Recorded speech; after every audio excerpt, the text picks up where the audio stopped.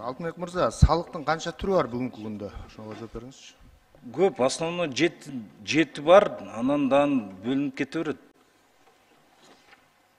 7 түрү бар, Андан дагы көп болуп, ичинен бөлүнүп кете берет. Жок, андан ары көбөйүп кетпейт. Андан ары жанакы упрощенный единый налог дегендер бар.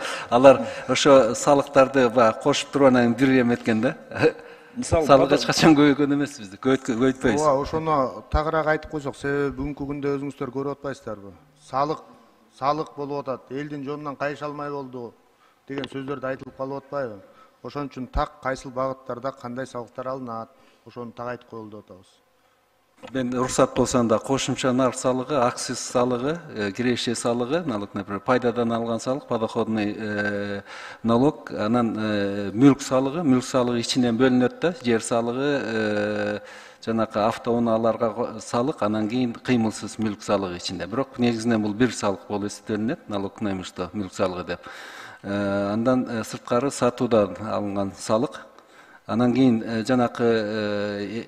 андан кийин айтпадымбы, ошол салыктарды бириктирген единый налог, бирдиктүү салык деп аталат. Анан недропользованияда бонус роялти деген эки салык бар. Ал бир эле салык болуп эсептелинет да.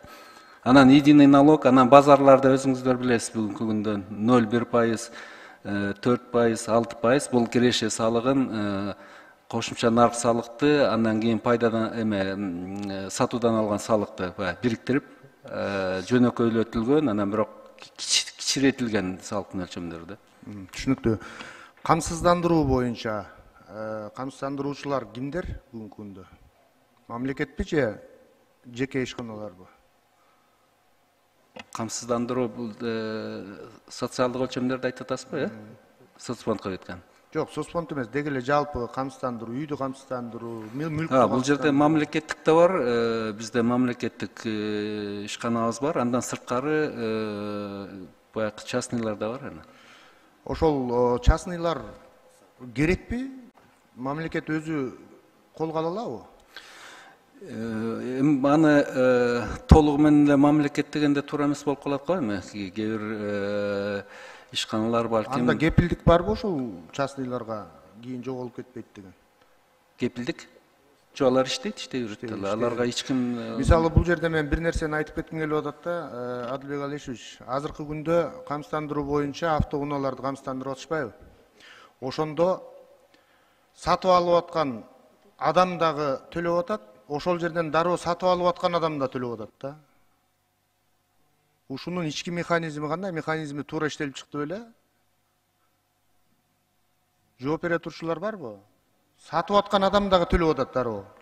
Ошол эле учурда кайра сатып алып аткан адам да бир учурда эки жолу двойной төлөнүп атат. Урматтуу Мирлан мырза, уруксат берсеңиз мен жооп берип коеюн. Фин көзөмөлдүн төрагасы Марат Бирназаров. 8 октябрда министрлер кабинетинин токтому чыкты. Ошол менен буга чейин мындай бир аз ызы чуу алып келген маселелер жол жоболоштурулду.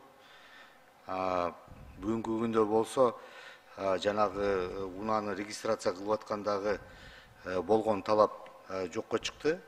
Бирок ошону менен бирге концептуалдуу түрдө бир багыт катары мына камсыздандыруу эрежелерин өзгөртүү кирди.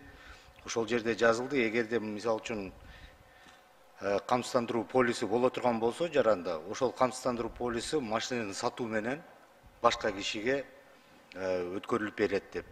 Бирок жанагы анча-мынча мындай показательдери барбы? Стажы, айдоочулук стажы же тияк бияктары авария болгон катышкан болсо бир аз жогорулашы же төмөндөшү дагы мүмкүн.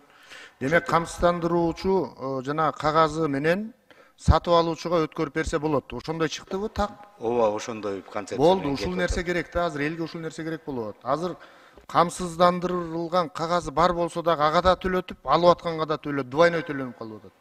Сиз айткандай болду, жол жоболоштурулду. Жакшы.